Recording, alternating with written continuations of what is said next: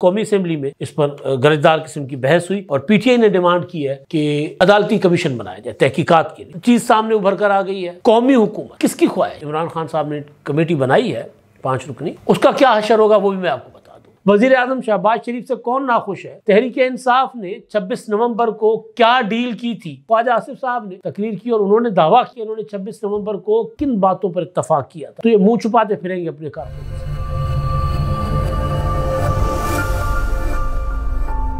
मैं इमदाद उमरो। एक बार फिर बात चल पड़ी है कौमी हुकूमत की। किसकी ख्वाहिश है कौमी हुकूमत बनाना और कौमी हुकूमत में कौन कौन शामिल हो सकते हैं।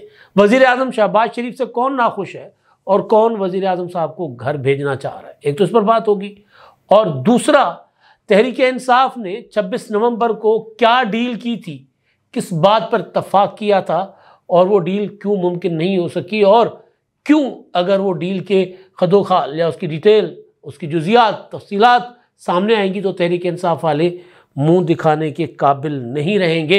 इन मामलों पर बात होगी कल, क्योंकि कौमी असेंबली का धुआंधार इजलास था और उस इजलास में तहरीक इंसाफ के अपोजिशन लीडर जो हैं उमर अयूब साहब, जो मुज़ाकरात को लीड कर रहे हैं, किसके साथ मुज़ाकरात है नहीं पता। कल वज़ीर आला सिंध सैयद मुराद अली शाह साहब आए हुए थे लाहौर में, उन्होंने एक प्रेस कॉन्फ्रेंस की गवर्नर हाउस में और प्रेस कॉन्फ्रेंस का मैं बड़े अरसे के बाद किसी प्रेस कॉन्फ्रेंस में गया था तो प्रेस कॉन्फ्रेंस में जिस तरह के सवालात हमारे साथियों ने किए दंग रह गए। मैं भी था, गौहर भट्ट भी, कि सवालात सिर्फ कोई एक सवाल शायद जो मोहसिन बिलाल ने किया था मदारिस के मुतालिक, बाकी कोई सवाल था ही नहीं, साफ़ियों वाला सवाल ही नहीं था। अजीब व गरीब किस्म के उठ पटांग किस्म के सवाल थे। तो बहरहाल अब क्योंकि सहाफ़त जो है पाकिस्तान में वो वैसे ही बिल्कुल दफन होती जा रही है और कोई एडिटर नहीं रहा, कोई उस्ताद नहीं रहे सिखाने वाले, तो फिर जो नई पौध आ रही है वो तो इसी तरह के सवाल करेंगे।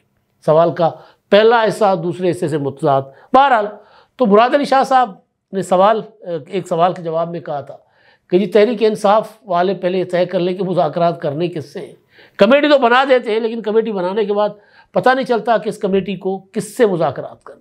कभी वो कहते हैं हुकूमत से करेंगे, कभी वो कहते हैं फ़ौज के साथ करेंगे। तो बहरहाल तो पीटीआई की जो मुज़ाकराती कमेटी के सरबराह उमर अयूब साहब अपोजिशन लीडर हैं, उन्होंने खिताब किया कौमी असेंबली में और उनके खिताब के जवाब में फिर तकरीर हो गई वज़ीर दिफा अलमारूफ। कोई शर्म होती है, कोई हया होती है।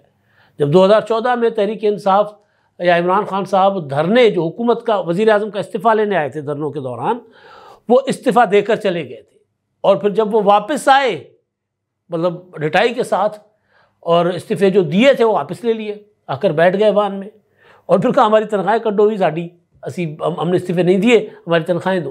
तो ख्वाजा आसिफ साहब ने तकरीर की थी, बड़ी मशहूर हुई या बदनाम हुई, बहुत ज़्यादा वायरल भी हुई और वो ये थी कि कोई शर्म होती है, कोई हया होती है, कोई ग्रेस होती है। उन्होंने फिर वो उनकी आवाज़ गरजदार आवाज़, फिर वो तो एक हर किसी ऐसे मौके पर उनकी आवाज़, जिस तरह आजकल आपने सुना होगा राहुल गांधी की एक तकरीर है, ख़त्म बाय बाय टाय टाय, वो ऐसा कोई जुमला है तो वो कोई बंदा गिर जाता है, कोई बंदा ठोकर खाता है या कोई कुछ किसी के साथ कोई हाथ हो जाता है तो यही वाली आवाज़ पीछे चल रही होती है।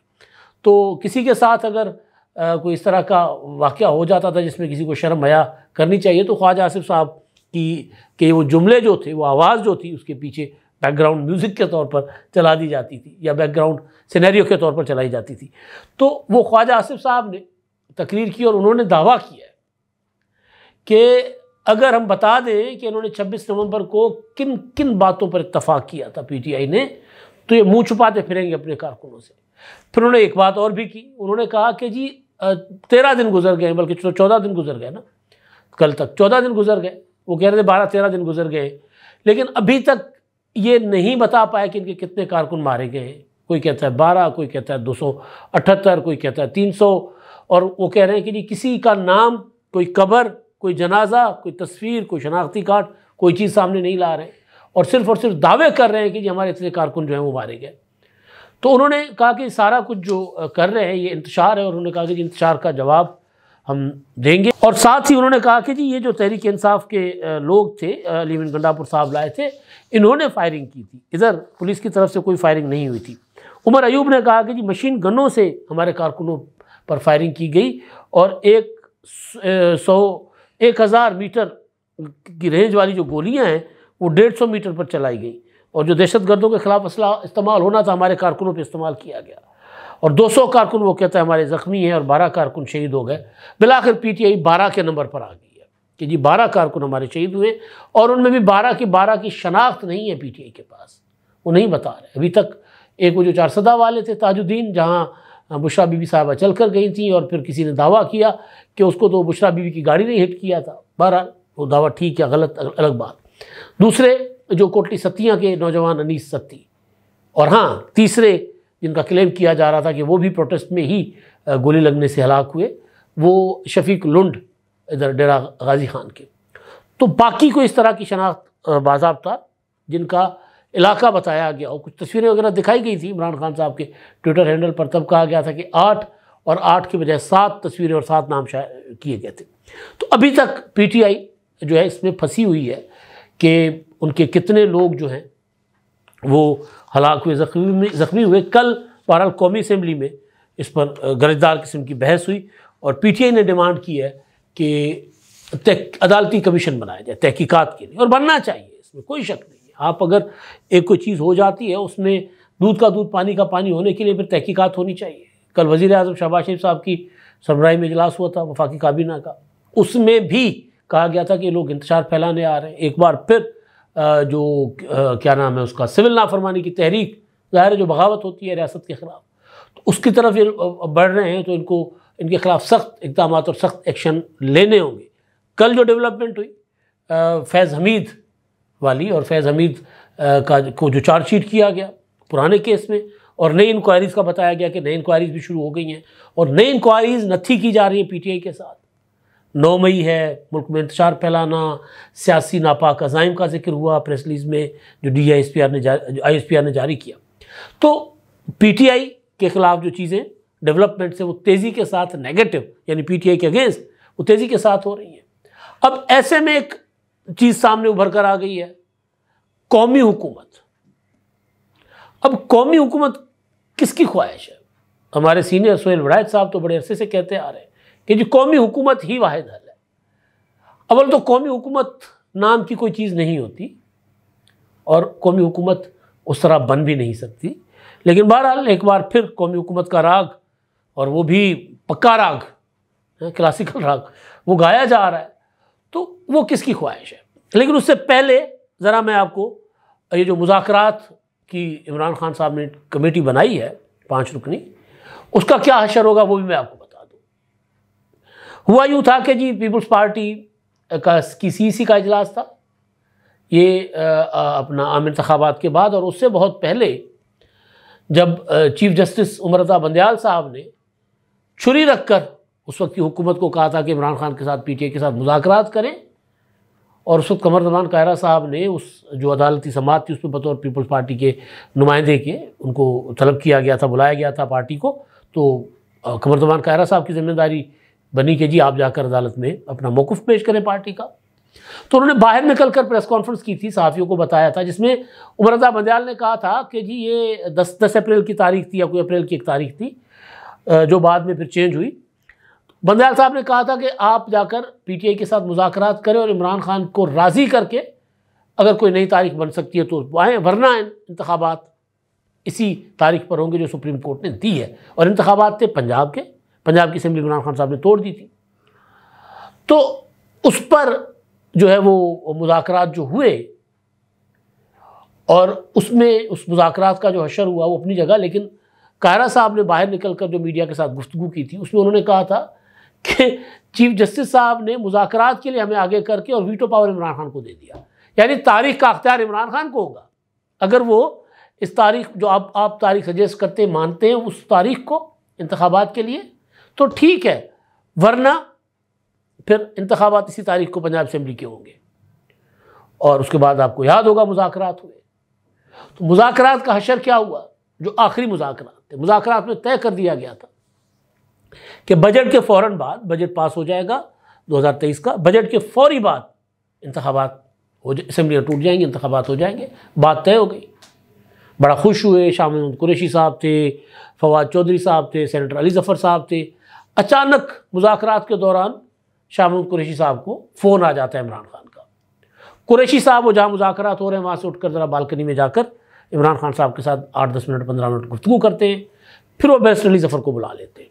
फिर फवाद चौधरी पीछे पीछे चले जाते हैं और थोड़ी देर के बाद वो वापस आकर जो मुज़ाकराती टीम थी हुकूमत की, उस मुज़ाकराती टीम को कहते हैं कि जी इमरान खान साहब कह रहे हैं कि जी अगर आप लोग 13 मई तक असम्बलियाँ तोड़ते हैं ठीक है, वरना मुज़ाकरात हम नहीं करेंगे। उन्होंने कहा अभी तो आपने एग्री किया था, एक एक चीज़ तय हुई थी कि भाई हुकूमत बजट पेश करेगी, बजट की मंजूरी के फौरी बाद असम्बलियाँ तोड़ दी जाएंगी और उसके बाद, और वो आपकी शर्त पर, आपकी डिमांड पर, वो सारा कुछ हुकूमत ने मान लिया। तो उसके बावजूद आप अब ये नया क्या लेकर आ गए? तो उन्होंने कहा देखें जी फैसला तो क़यादत ने करना है, क़यादत नहीं मान रही।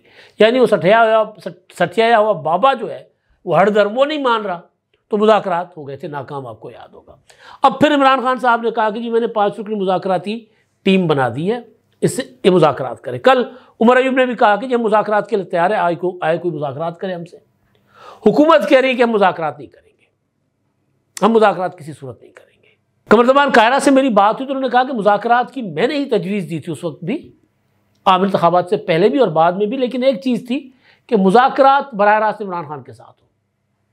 उसमें इमरान खान क्योंकि बाकी लोगों को आगे करके खुद वीटो कर देते और फिर मुज़ाकरात हो जाते नाकाम।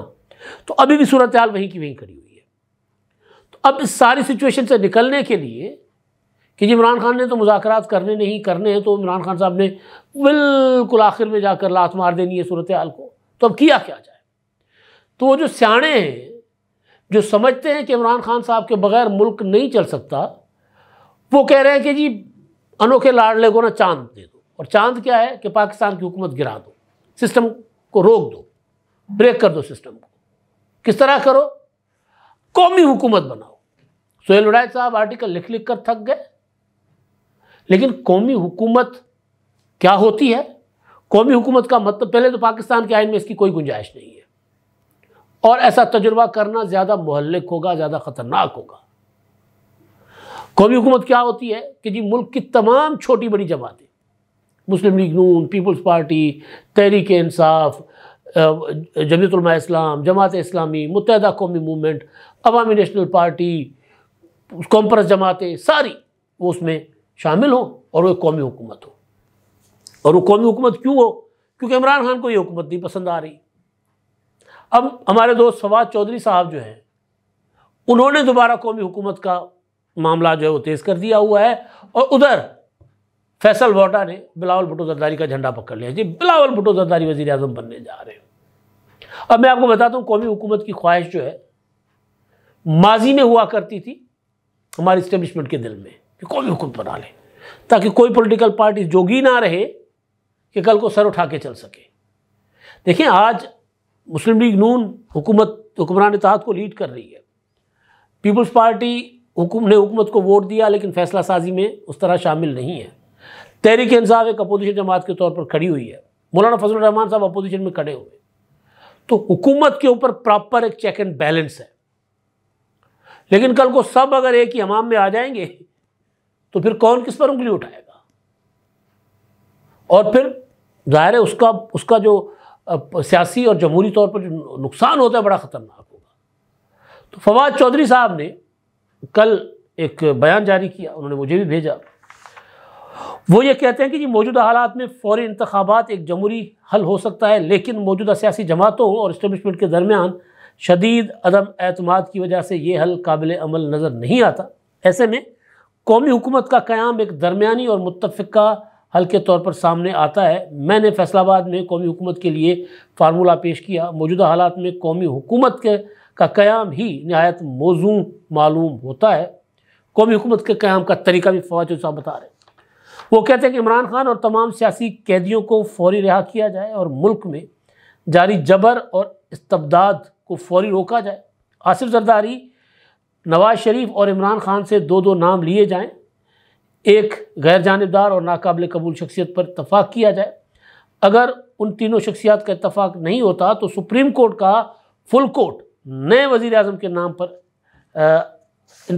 नए वज़ीर आज़म के नाम का इंतखाब कर ले।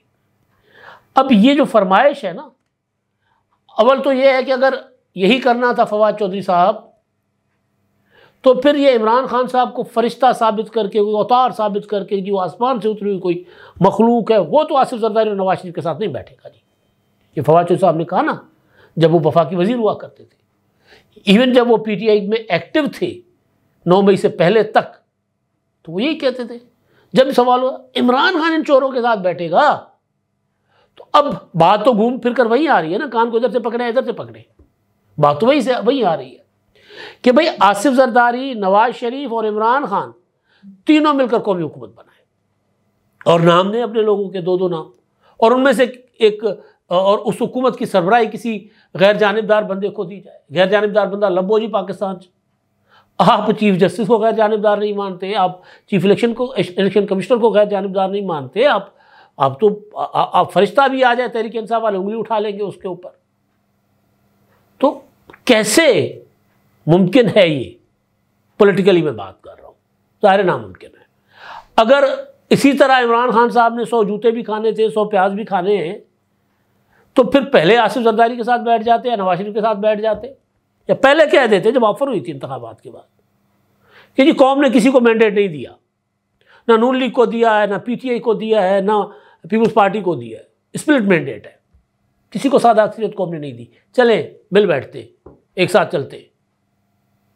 यही कुछ हम कहते रहे इमरान खान साहब को कि भाई पीपल्स पार्टी आपको आवाज़ें लगा रही है, जाओ पीपल्स पार्टी के साथ बैठकर हुकूमत बनाओ, या कम से कम बेहतर अपोजिशन के लिए आकर मैदान में बैठ जाओ, अपने मसाइल हल करो और मुल्क के मसाइल भी हल करो।